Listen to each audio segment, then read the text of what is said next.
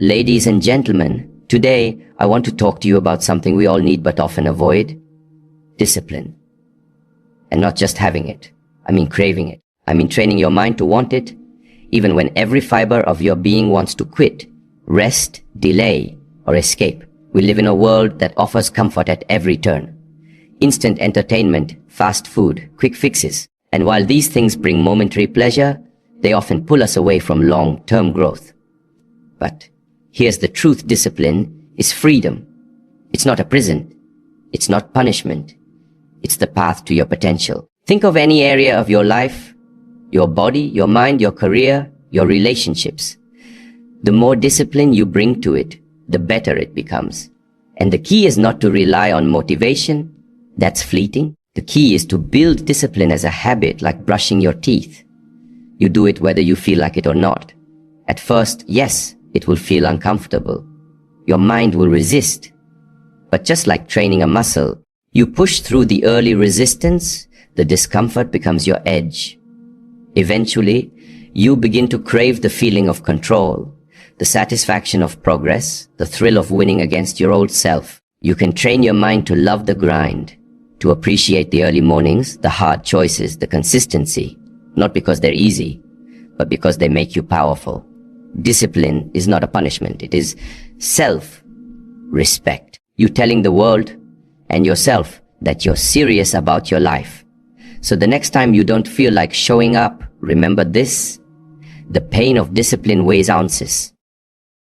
The pain of regret weighs tons. Train your mind, not just to obey discipline, but to crave it. At first glance, the word discipline often feels like a constraint, something cold, rigid, and limiting. Many people associate it with rules, punishment, or sacrifice. It's that early morning alarm, the skipped dessert, the hour spent practicing instead of relaxing. And because of that, discipline gets a bad reputation. It seems like the enemy of freedom. That perception couldn't be more wrong. True freedom, the ability to live the life you want, to become who you want to be, and to do what you set out to do, requires discipline. Without discipline, freedom is nothing more than chaos dressed up as liberty.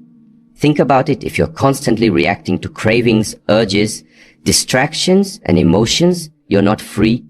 You're a slave to them. You're being pulled around by forces that care nothing about your goals or well-being. Imagine wanting financial freedom but being unable to control spending, or wanting health but never sticking to a workout, or wanting to write a book but never sitting down to write. Without discipline, your desires stay locked behind the walls of your own inconsistency. Now picture someone who has trained their mind. They wake up early not because they're forced to, but because they've chosen a purpose.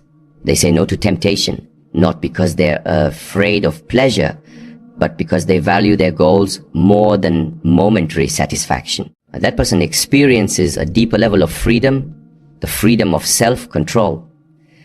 Discipline gives you ownership over your life. It lets you say, this is who I am, is what I choose. It allows you to close the gap between intention and action. Instead of dreaming about the life you want, discipline lets you build it, brick by brick, day by day. It is not the shackles that hold you back, the key that unlocks the life you've imagined.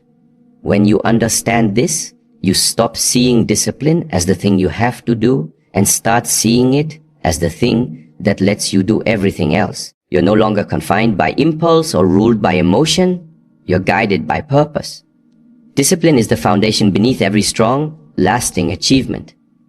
Athletes, artists, leaders, innovators, none of them got where they are through chaos or luck alone. They built their freedom through discipline. And here's the twist: once you commit to discipline, life actually gets easier. Decisions become simpler because you've already defined your path. You no longer waste time debating with yourself. You act with clarity and direction.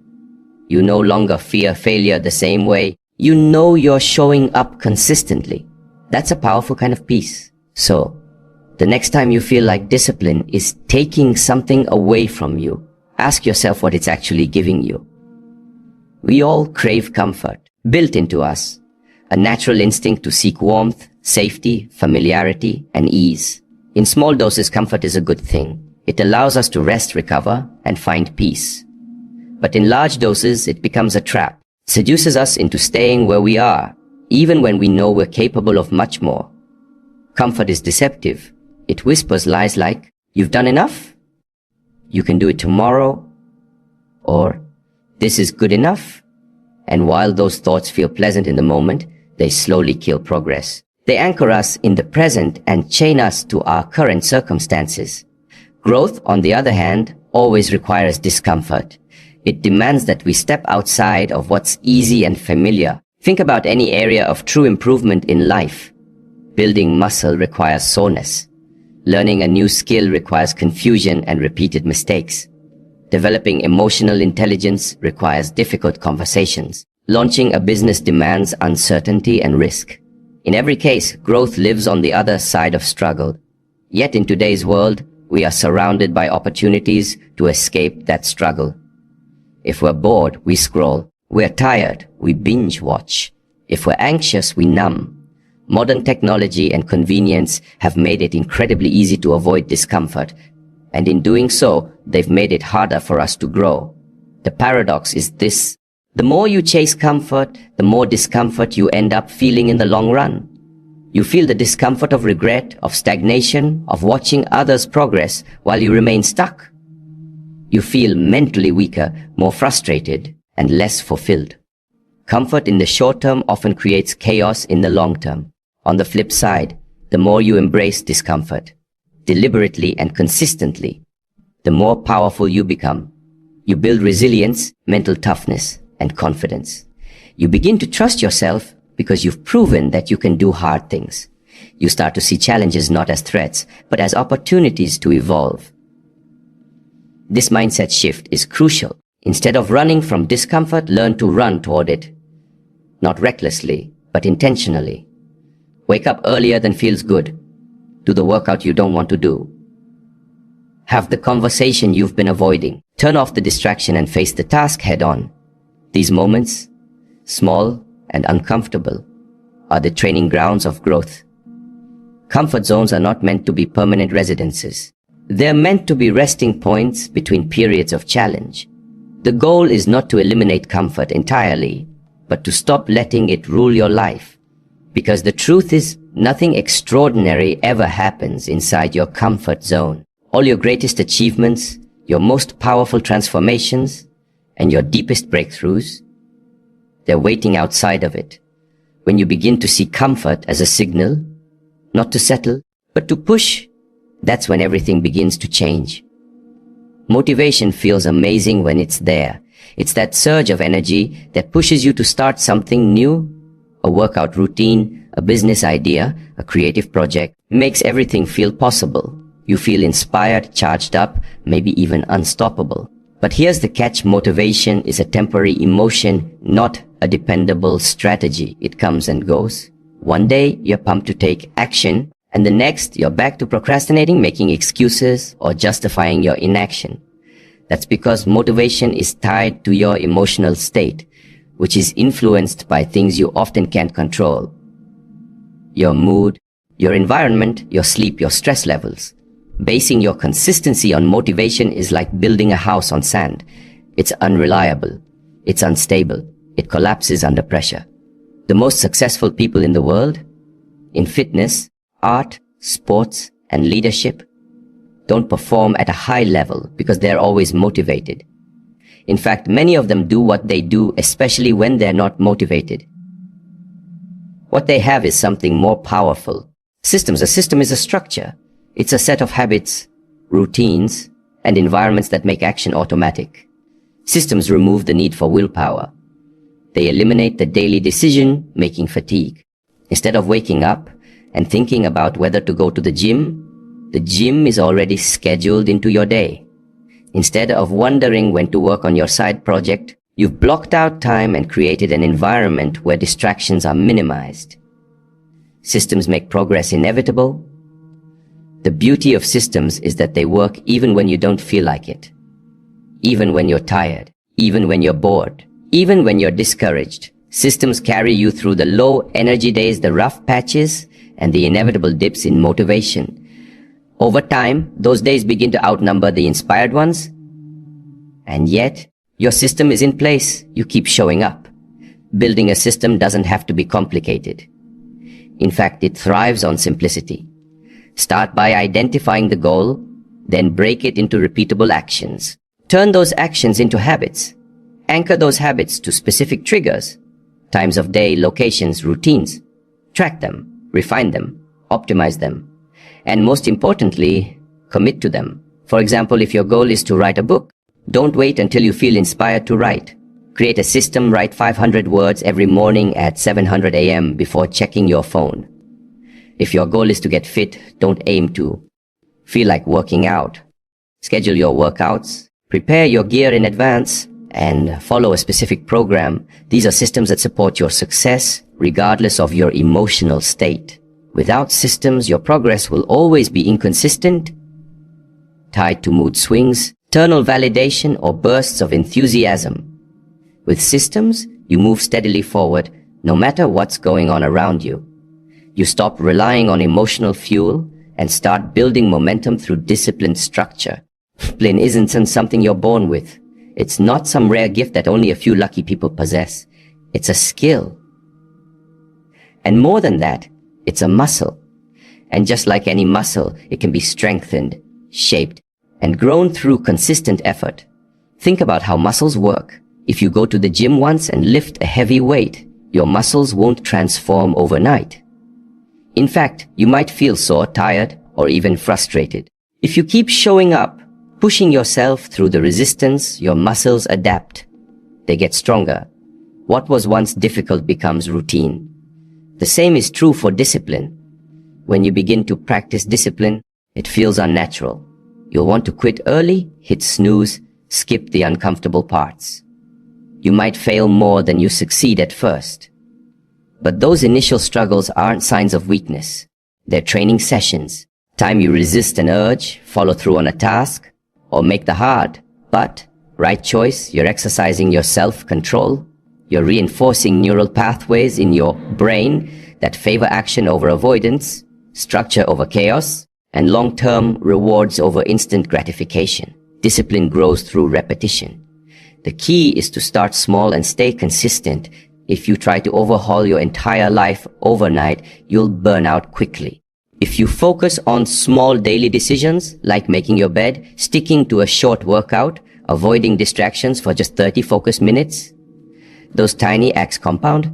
They create a foundation of consistency, and over time, your capacity for discipline expands. You begin to trust yourself. That's one of the most underrated outcomes of discipline. The self-trust it builds. Every time you do what you said you would do, even when you didn't feel like it, you're reinforcing a powerful identity. I am someone who shows up. I am someone who follows through. That kind of belief in yourself is priceless. It becomes your internal fuel when motivation disappears. Also, like a muscle, discipline atrophies when neglected. If you go too long without exercising self-control, it becomes harder to get back on track. You slip into bad habits more easily. Excuses become your default response. That's why consistency matters more than intensity. It's better to practice small discipline every day than to try for heroic effort once in a while and then stop. Another thing to understand, just like training muscles can be painful, training discipline often involves mental discomfort. You may feel resistance, boredom, frustration, or even fear. These feelings aren't signs to stop. They're signals that you're on the edge of growth. Lean into them. Push just a little further each day. As your tolerance for discomfort grows, so does your capacity for discipline. Eventually, things that once felt impossible begin to feel routine.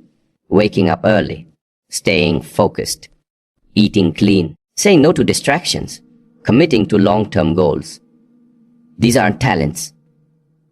They're the results of daily reps. You don't get disciplined by waiting for the right mindset. You become disciplined by doing disciplined things over and over. That's how the muscle grows. That's how strength is built, not in a single moment of inspiration, but in the quiet, often unnoticed choices you make every single day. The idea of craving discipline might seem foreign at first. After all, discipline is usually associated with sacrifice, struggle, and delayed gratification, not something your mind naturally desires. But what if the secret to actually wanting discipline lies not in forcing yourself into massive changes, but in starting with small, manageable victories? Small wins are powerful. They are the seeds of transformation. They build confidence, create momentum, and slowly rewire how you see yourself. When you succeed at something, no matter how minor, your brain releases dopamine, a chemical associated with reward and motivation. That release creates a feedback loop. Your mind begins to associate that disciplined action with a positive feeling. Over time, you stop dreading discipline and start craving the feeling of accomplishment it brings. Break this down. Imagine you set a massive goal like running a marathon or writing a book. That goal is exciting, but it's also overwhelming. Gap between where you are and where you want to be can feel so vast that it paralyzes you. So what happens? You procrastinate. You wait for the perfect time to start. You get discouraged before you even begin. Now imagine you start smaller, much smaller. You commit to running just 5 minutes a day or writing 100 words before bed. These tasks feel doable. They don't scare you off. And because they're simple, you're more likely to follow through. The key is that you're not just taking action, you're collecting wins. Each small win becomes proof to your brain that you are capable, consistent, and committed. Small victories may not feel glamorous, but they are building something far greater than motivation. They are shaping your identity. You're no longer someone who tries to be disciplined. You're someone who is disciplined because you're doing the work every day in small ways that add up. This concept is backed by psychology. Behavioral change expert BJ Fogg refers to it as success momentum. When you experience success, even tiny success, you become more willing to take the next step. You build self-efficacy, which is your belief in your ability to influence outcomes. That belief is everything when you're cultivating discipline. Small wins also give you the opportunity to refine your systems and habits without overwhelming pressure. They act as training grounds, safe spaces where you can experiment, fail, and adjust without risking burnout. You learn what works for you, what distracts you when you're most productive, and what habits are realistic to sustain. All of this contributes to more sustainable long-term discipline. Eventually, these small wins evolve into bigger habits. Your 5-minute run becomes a 30-minute workout. Your 100 words become a chapter. Your brief daily meditation turns into a grounded, mindful life. And the best part, you want to keep going. You've trained your mind to associate discipline with pride, growth, and achievement, not with dread. Approach also combats one of the biggest enemies of discipline, perfectionism. Many people sabotage their progress by believing that if they can't do something perfectly, it's not worth doing at all. Small wins silence that inner critic. They allow you to start messy, imperfect, and unfinished. And that's exactly how all great things begin. Craving discipline is not about forcing yourself to live like a monk overnight, about proving to yourself day by day that discipline is worth it, not just in results, but in how it makes you feel. Empowered, focused, proud, and it all starts with one small deliberate win at a time. We often think of discipline as something external, a tool to accomplish goals, follow rules, or live a more structured life. But beneath all of that, discipline carries a deeper, more personal meaning. At its core, self-discipline is an expression of self-respect. It's how you show up for yourself. It's how you demonstrate that your time, your goals, your well-being, and your future actually matter to you. When you commit to something and follow through, you are sending yourself a powerful message. I am worthy of effort. I am worthy of growth. I am worth the challenge. This builds a foundation of inner trust. You begin to believe in yourself not because of wishful thinking, but because you've given yourself tangible proof that you are capable of doing what you say you will do. Now, contrast that with what happens when you continually break promises to yourself. You say you'll wake up early, but you hit snooze. You say you'll start eating healthy, but you reach for junk food. You plan to work on your goals, but you get distracted. These choices might seem harmless in the moment, but over time they erode something vital, your self-respect. Every time you give in to short-term comfort over long-term growth, you're reinforcing the belief that your goals aren't important and that your word doesn't carry weight, even to yourself. Imagine treating a friend the way many people treat themselves. Imagine telling someone you care about, "I'll be there," and then never showing up. Eventually, they'd stop trusting you. That's exactly what happens internally when you live without self-discipline. You stop believing your own promises. You lose faith in your potential. And that loss of trust creates insecurity, anxiety, and a constant low-grade dissatisfaction with yourself and your life. Self-discipline reverses that cycle. It's not about being perfect, about trying again consistently. It's about honoring your own voice and taking action that aligns with your highest standards. Even when it's inconvenient. Especially when it's inconvenient. That's when your self-respect grows the most, not when it's easy, but when it's hard and you still choose to act in your best interest. There is also a quiet dignity that comes from self-discipline. It doesn't scream for attention. It doesn't boast. But it radiates confidence, the kind that doesn't need validation because it's built on integrity. People who are disciplined carry a certain energy. They know they can rely on themselves. They don't need to explain it. You can see it in their consistency, their focus, and the way they manage their time and choices. That strength comes from deep respect for their own values and potential. Discipline isn't about punishment. It's not about being hard on yourself or denying yourself joy. In fact, it's quite the opposite. It's about creating a life that reflects your values, about choosing actions today that your future self will thank you for. Every disciplined decision becomes a statement: I matter. My dreams matter. My life matters. You begin to live in alignment with who you want to become, instead of just talking about it. And that alignment builds real pride. Not the kind of pride that comes from ego, but the kind that comes from effort. The kind that allows you to look in the mirror and say, "I did what I said I would do." That kind of self-respect cannot be borrowed or faked. It can only be earned, one disciplined choice at a time. The more consistently you act in ways that honor your goals, the more deeply you begin to respect yourself, and the more naturally discipline becomes part of who you are. Not a burden, but a reflection of your inner strength. Not a sacrifice, but a gift you give to yourself every single day. In a world that thrives on speed, immediacy, and instant access to everything, from information to entertainment to dopamine, the ability to delay gratification stands out as one of the most powerful traits a person can develop.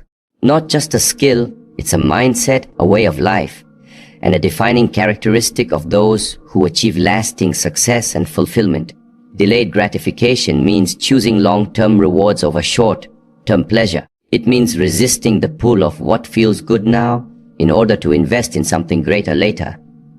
And while it may sound simple, it goes directly against our modern conditioning. We are constantly bombarded with options designed to satisfy us instantly: fast food, one-click shopping, endless scrolling, instant messaging, quick fix advice. Culture of convenience trains us to expect results with minimal effort and maximum speed.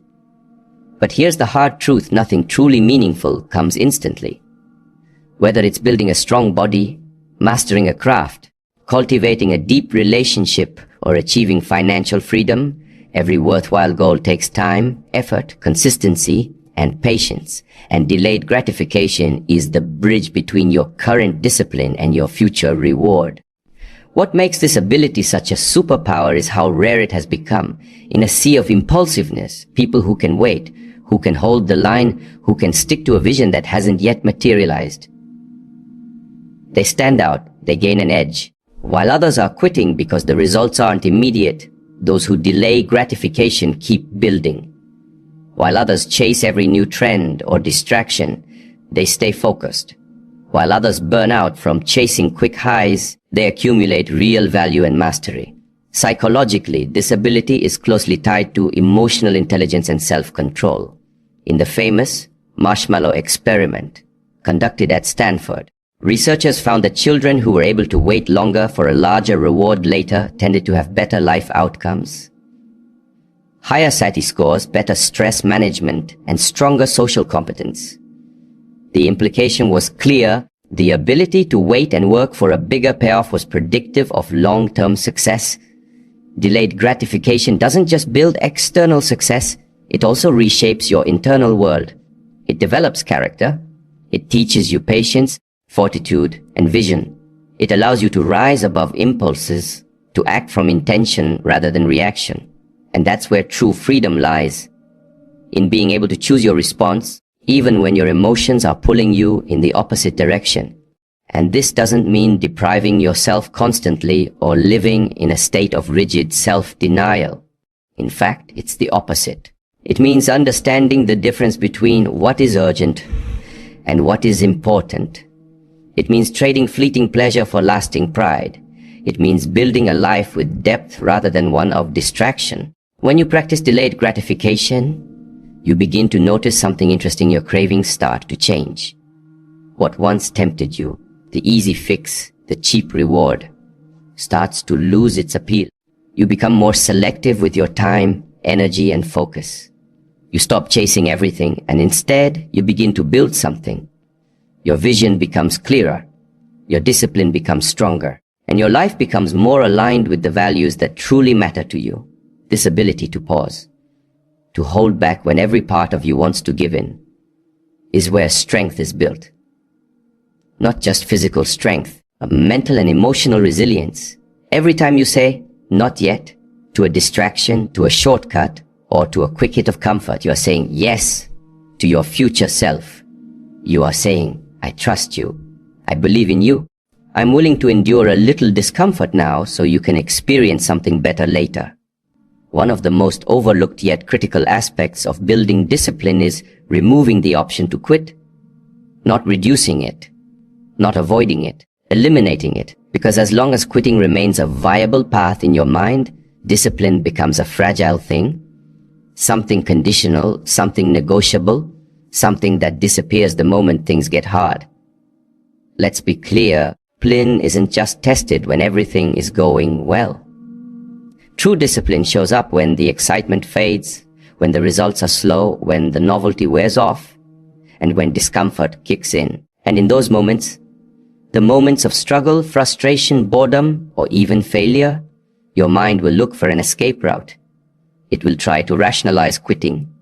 It will whisper, "Isn't for me," or "I've tried hard enough," or "There must be an easier way." That's why you need to close that mental door before you get there. When you remove the option to quit, something incredible happens. Your energy stops leaking into indecision. You stop wasting time arguing with yourself about whether you'll keep going. You stop negotiating with your weaknesses. Stop creating exit strategies for goals that are supposed to matter to you. Instead, all your focus, all your effort, and all your creativity go into how to keep going, not whether to keep going. Think about it like this. Imagine you're on a ship headed toward a distant island. Your goal? If you allow lifeboats to remain on board, then the moment a storm hits, your instinct will be to jump ship. But if those lifeboats are gone, the only way forward is through the storm. You'll find a way to navigate it.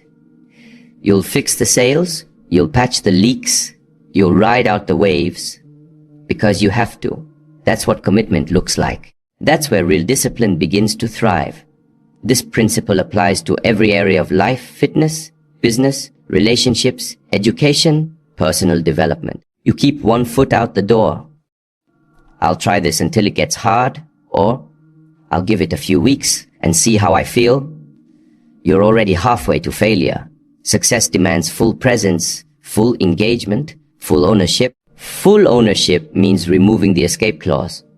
Of course, removing the option to quit doesn't mean you ignore feedback or that you can't pivot or adapt. But it does mean that your commitment to growth never wavers. You may change strategies, but you don't abandon the mission. You may take breaks to rest, but you don't surrender to comfort.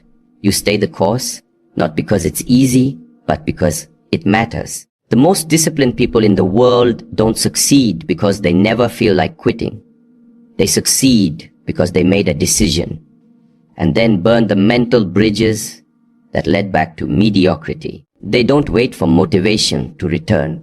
They remove quitting as an option, so the only direction left is forward. And this mindset shift is incredibly liberating. When quitting is off the table, fear starts to fade. Procrastination loses its grip. You no longer second guess yourself every time the path gets rocky. Instead, you become resourceful, you become resilient, you start to trust your ability to adapt, endure, and finish. And over time, mindset becomes part of who you are. You no longer see obstacles as reasons to give up. You see them as part of the journey. You don't stop when it's difficult. You rise to meet the difficulty. You don't ask, should I continue? You ask, what's the next step? And that shift changes everything. One of the greatest lies people buy into when struggling with discipline is the belief that they have to feel ready, motivated, or inspired before they can take action. They wait for the perfect emotional state, for energy to surge, confidence to rise, and clarity to arrive before they begin.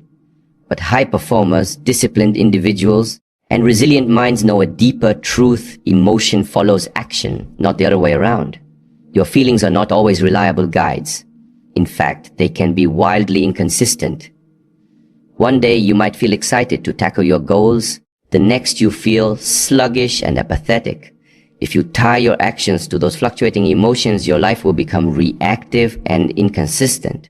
But when you lead with action, when you take the first step despite how you feel, your emotions begin to shift in response to your movement. This is a fundamental psychological principle. Action generates momentum, and momentum creates emotional alignment. You don't wait to feel confident to speak. You speak and confidence follows. You don't wait to feel productive to start your work. You start working and productivity builds. Process builds what psychologists call self-efficacy, the belief that you are capable of producing a desired result.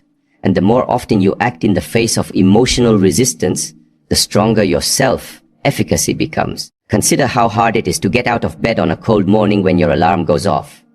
In that first moment, your body resists. Your mind tells you to stay under the covers. But if you sit up, place your feet on the floor, and start moving, something shifts. Your mind begins to catch up to your body's decision. You feel more awake, more committed. The dread that felt so heavy just minutes before starts to dissolve. That's the power of action. Flips the emotional script. This principle is especially important when it comes to discipline, because discipline often requires doing things you don't immediately feel like doing. It requires pushing through resistance, facing fears, and embracing discomfort, all of which stir up emotions like doubt, fatigue, fear, or boredom. If you let those emotions dictate your actions, your progress will be constantly stalled. You learn to act first, to move before the motivation shows up. You reclaim control. There's a hidden benefit to this as well. When you consistently act despite your mood, you build emotional resilience. You begin to realize that you can feel discomfort and still move. You can feel unmotivated and still show up. You can feel overwhelmed and still do the next step. Kind of mental toughness separates the people who dream from the people who do. And over time, this becomes a self-reinforcing cycle. You act, your emotions align, your confidence grows, and it becomes easier to act again. You start to trust yourself not because you always feel good, but because you know you'll act even when you don't. You stop waiting for the right mood. And instead, you create the right momentum. Is how people who seem disciplined actually operate. They're not magical beings fueled by endless motivation. They're people who have trained themselves to act in alignment with their goals, regardless of how they feel in the moment. They've reversed the common formula. Instead of thinking feelings action, they live by the truth that action gave feelings. And this doesn't mean you ignore your emotions entirely. It means you respect them without obeying them blindly. You acknowledge the fear, the hesitation, the resistance, but you act anyway. And in doing so, you teach your mind a new language, that movement leads to motivation, that progress calms anxiety, and that courage isn't the absence of fear, it's the decision to take the first step despite it. When it comes to discipline, a common misconception that success requires monumental bursts of effort. Intense work marathons, sudden radical lifestyle changes, or massive leaps of progress. While moments of high intensity can be useful, the truth is that consistency beats intensity every single time when it comes to building lasting habits and achieving meaningful goals. Consistency is about showing up day after day, regardless of your mood, energy levels, or external circumstances. It's the daily small steps, the repeated actions, and the commitment to maintain momentum over the long haul. In contrast, intensity without consistency is like a sprint that quickly burns out. You may start with fireworks, but you run out of fuel and often end up frustrated or defeated. One of the reasons consistency is so powerful is because it taps into the compound effect. Just as money grows exponentially with compound interest, your efforts accumulate over time. Single workout or a day of focused work might seem insignificant in isolation, but when repeated consistently, those small efforts stack up to create massive transformation. Secret to this compounding effect lies in the fact that each action builds on the previous one, strengthening neural pathways, increasing skill, and reinforcing your identity as someone who does. Moreover, consistency reduces overwhelm. Trying to overhaul your life overnight with intense effort can backfire because it creates unrealistic expectations. When the results don't come fast enough or the workload becomes too heavy, easy to give up. Consistency, on the other hand, breaks the process into manageable chunks. It makes progress feel attainable, which keeps motivation alive and minimizes burnout. Consistency also builds trust in yourself. Time you follow through on a commitment, you reinforce your belief that you are reliable and capable. This self-trust fuels further discipline, creating a positive feedback loop that strengthens over time. Intense effort, while exciting at first, can be unpredictable and often leads to doubt when it can't be sustained. Think about the difference between a person who exercises sporadically but pushes themselves to exhaustion occasionally, the person who works out moderately but consistently every week. The latter will almost always see better results because their body adapts to the routine, they avoid injury, and their habit becomes a natural part of their lifestyle. Same applies to work, learning, creativity, and any skill development. Another powerful benefit of consistency is that it builds momentum. Momentum is the force that makes action easier and more automatic over time. When you stay consistent, the effort required to keep going decreases because the behavior becomes ingrained. It moves from being a conscious struggle to a subconscious habit. Is how discipline transforms from a chore into a lifestyle. It's important to note that consistency does not mean perfection. It means persistence despite setbacks. A day or having a weak moment doesn't erase your progress. It's the return to your routine that matters. People who succeed in the long run are not those who never fail, but those who never quit. Focus on consistency also shifts your mindset. Instead of chasing fleeting motivation or waiting for the perfect moment, you learn to value persistence. You learn that discipline isn't about grand gestures, but steady effort. You become less attached to the idea of instant success and more committed to gradual growth. By prioritizing consistency over intensity, you create a sustainable rhythm that supports lifelong discipline. Rhythm frees you from the pressure of needing to perform at your peak all the time and allows you to focus on building habits that endure, adapt, and evolve with you. Ultimately, embracing consistency means embracing the journey, showing up for yourself every day, investing in your future through steady action, and trusting that these small, persistent steps will carry you far beyond what any burst of intensity ever could. In the end, training your mind to crave discipline is not about forcing yourself to endure endless hardship, about rewiring your mindset to see discipline as the gateway to your freedom, your growth, and your true potential. It's about embracing the discomfort today so you can build the life you want tomorrow. Remember, discipline is not a punishment. It's the most powerful form of self-love and respect you can give yourself. So, start small. Remove quitting as an option. Act even when you don't feel like it. Celebrate consistency over intensity, and trust that every disciplined choice you make is a step toward becoming the person you are truly meant to be. When you train your mind to crave discipline, even on the days you hate it, you unlock a strength inside you that nothing can shake. The question is, will you take that first step today? Because the power to transform your life lies not in motivation, but in discipline. And that power is already within you. Now it's time to unleash it.